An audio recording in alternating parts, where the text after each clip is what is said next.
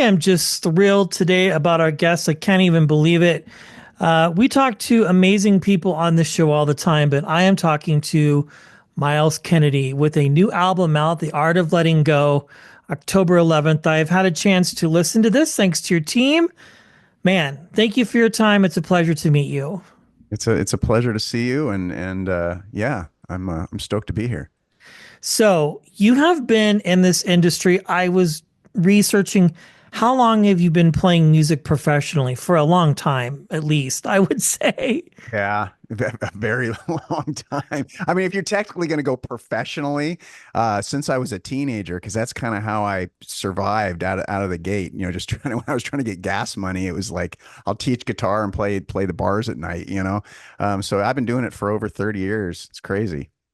Now, I've been jamming out to your stuff since the Mayfair 4. And then, of course, Alterbridge obviously is a big one. But you've played and collabed with so many different people throughout your career. And I would say, listening to your music and your style, I feel it's been very consistent. But you've also, as one would who is at your level, has adapted to and compiled with so many different artists. When you go to start a new project, and it's a very broad question, but I'm interested to know, do you go back and listen to other stuff that you've done and people you've played with, or is it just a very raw process from the start, creating something new? Yeah, I think for me, the creative process is never about looking back. It's always about just keeping my eyes forward, and just I use this phrase too much, but it captures the best, which is just to stay present, right?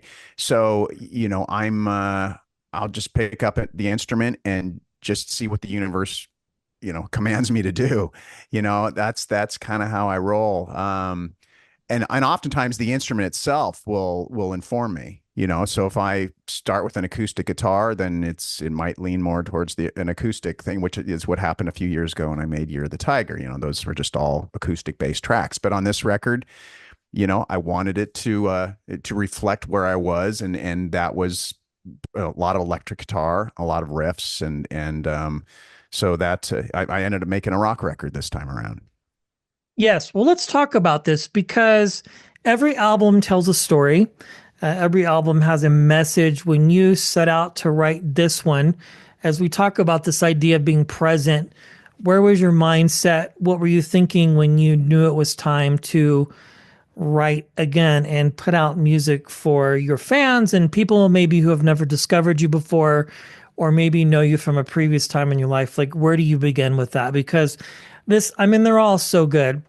It would, for me, be hard to put one in front of the other, but I really enjoy this one. I've been listening to it for a while now since we've booked the interview. Oh, thank you. Yeah. Well, it was interesting with this one because I feel like when I started making the solo records, there was definitely that was for me. It was something I needed to do for myself, and I wanted it to be more of an acoustic animal. But with that said, the fan base that I have, they're most of them are rock fans, and so that was a big ask. And I feel like to some degree with this record, it's probably more congruent with a lot of what people who know me from Alterbridge and stuff I do with Slash and whatnot. They're like, oh, that's where we're used to having him, is kind of in that realm. So for me, the dance was trying to figure out, well, how do I do that and not just regurgitate the things that I've already done in these other entities, because I don't want it to become redundant, and so that was the main thing to be aware of as I was embarking on this journey creatively. And I think that in the end, I feel like I was able to do it without blurring the lines too much. With Alterbridge, I've done enough interviews now, and people are like, oh, this here kind of reminds me a little bit of Alterbridge or whatever. And the thing I feel good about is that, yeah, if you put my voice with loud guitars, there's going to be that part of the equation. But with Alterbridge, it's more like heart, like heavy. And it's like Keith Richards said, he famously said that, some bands, it's more about the rock and there's less roll. And I feel like with what I'm doing here, it's more about the roll. Yeah, no, I would agree totally with that. Yeah, 100%. Yeah, Alterbridge, I feel like for me personally, I just turned 50, and I say this with cause.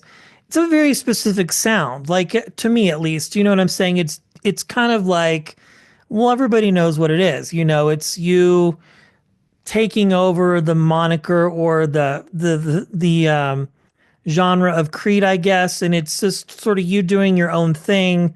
To me, it's a very different sound. But when I listen to this album, it makes me feel a different way.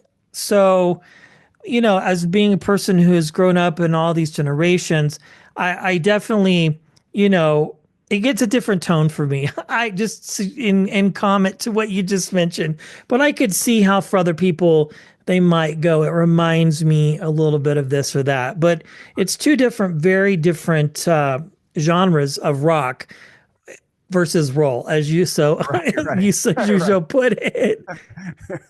Yeah, I have to thank Keith Richards for I stole that from him, but yeah, no, I appreciate hearing that because that's something that I was aware of, and then also just another big reason that I want to do these solo records is it's an excuse to play a lot of guitar, and I started off as a guitar player. And so I wanted to play. It's funny. I've done a few interviews where people are like, so who played guitar on the record? And I'm like, that was me.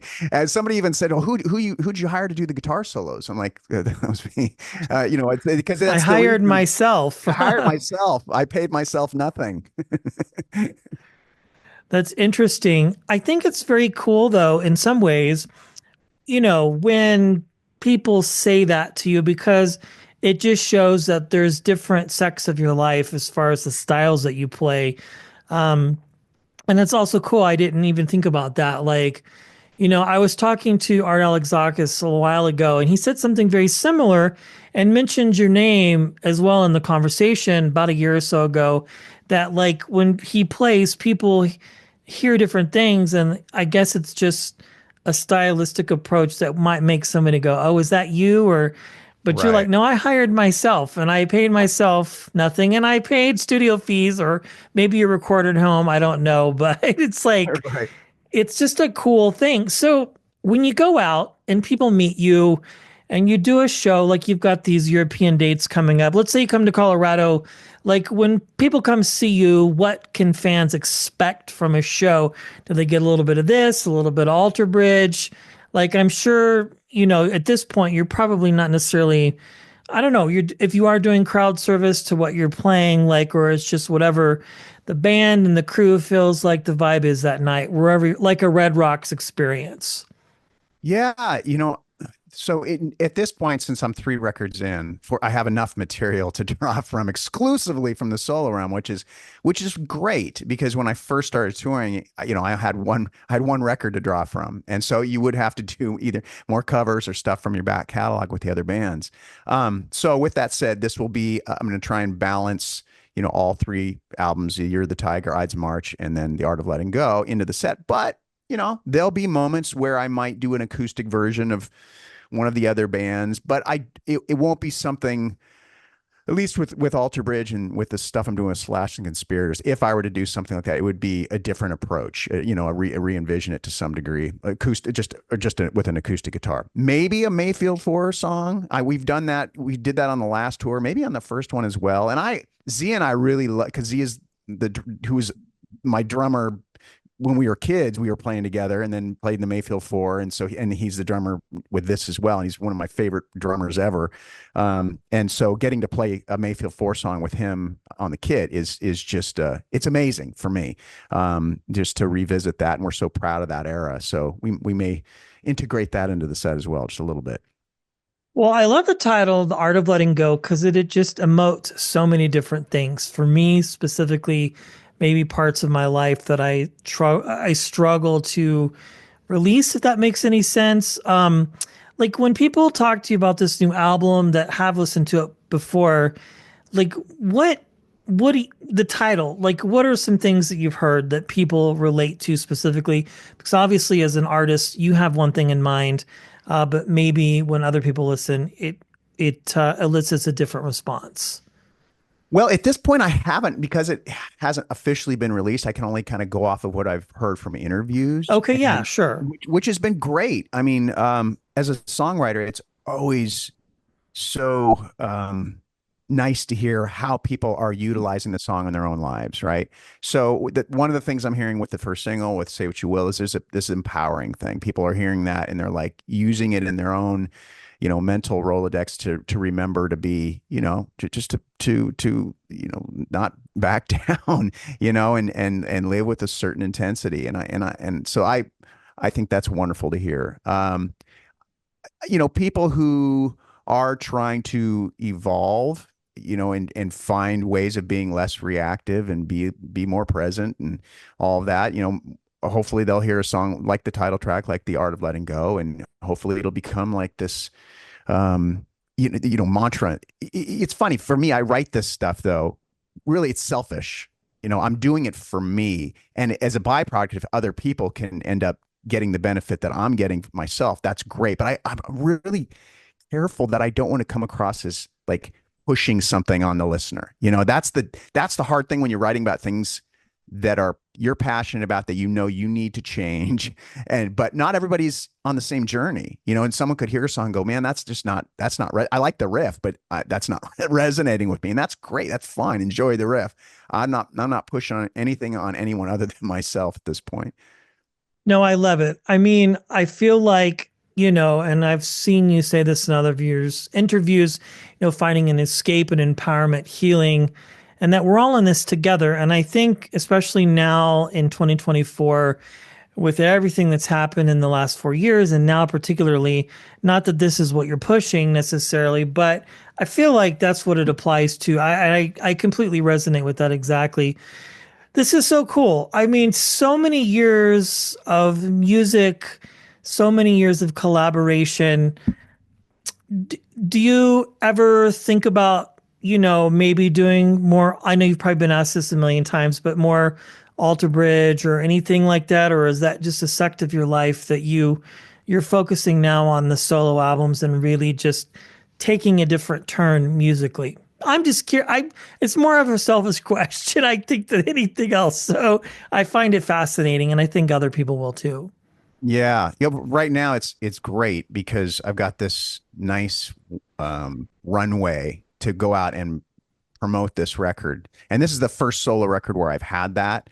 Normally there's something, just waiting in the wings. We got to get in the studio and do this. We've got to do this tour or whatever. But right now, the focus is definitely on this solo realm, on promoting the art of letting go. With that said, as far as Alterbridge goes, as far as Slash and the Conspirators go, yeah, we're talking about trying to figure out exactly when we'll do more music, and I'm sure it'll happen. It's just a matter of getting the agents and managers and the schedules all to coincide. Let me tell you, the situation at this point with everybody and their various projects is a kind of a scheduling nightmare, because it's not just me who has multiple projects now.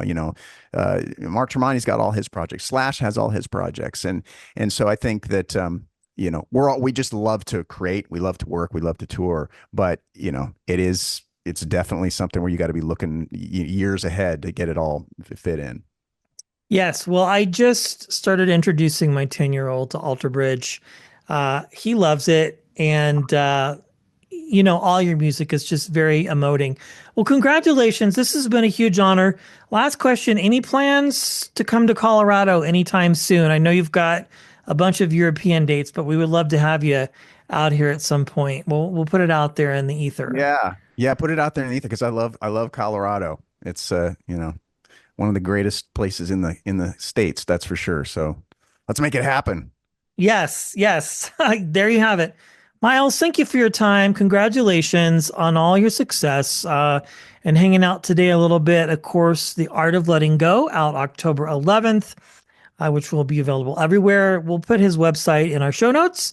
Also pre-ordered some t-shirts, so I'm excited for those to come and rock the merch. But just thank you for honestly creating the soundtrack to my life for the past several years. It's been an honor to just sort of walk down memory lane a little bit and talk about some of your projects. And hopefully you had a good summer to relax and now you're hitting the road. So thank you so much. Yeah, well, it's been great, and thank you very much for your time. I've enjoyed this a lot. Absolutely. Thank you, sir.